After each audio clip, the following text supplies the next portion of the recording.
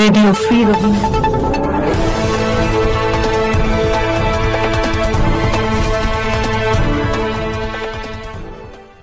আমি নূর ফাতিমা, আরএফআর নিউজে আপনাকে স্বাগতম। বাংলাদেশের বান্দরবান পার্বত্য জেলায় এক বিচ্ছিন্নতাবাদী সশস্ত্র দলের জন্য প্রস্তুত করা হাজার হাজার সামরিক পোশাক জব্দ।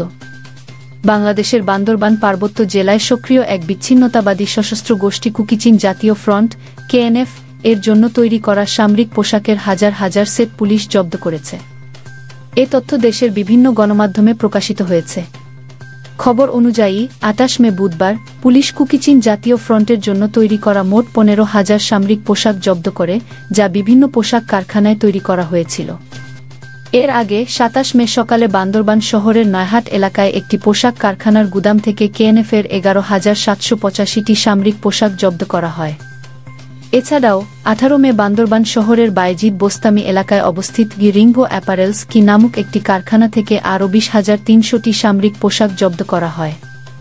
এই তিনটি অভিযানে এখন পর্যন্ত কুকিচিন জাতীয় ফ্রন্টের জন্য তৈরি মোট ৪৭,০৮৫টি সামরিক পোশাক জব্দ করা হয়েছে। অভিযানের সময় পুলিশ ৪ জনকে গ্রেপ্তার করেছে, যাদের মধ্যে কারখানার মালিক ও ঠিকাদাররাও রয়েছেন। তাদের বিরুদ্ধে সন্ত্রাসবিরোধী আইনে মামলা দায়ের করা হয়েছে। এ তথ্য ক্ষুদ্র ডেইলি সান পত্রিকায় প্রকাশিত হয়েছে। জানা গেছে, এই পোশাকগুলো ২ কোটি টাকা মূল্যের চুক্তির মাধ্যমে অর্ডার দিয়ে তৈরি করা হয়েছিল। উল্লেখ্য, কুকিচিন জাতীয় ফ্রন্ট একটি সশস্ত্র দল, যারা ২০২২ সালে বান্দরবানের পার্বত্য অঞ্চলে প্রথম আত্মপ্রকাশ করে। এই গোষ্ঠীটি বান্দরবান পার্বত্য অঞ্চলকে বাংলাদেশের মূল ভূখণ্ড থেকে বিচ্ছিন্ন করার লক্ষ্যে কাজ করে যাচ্ছে।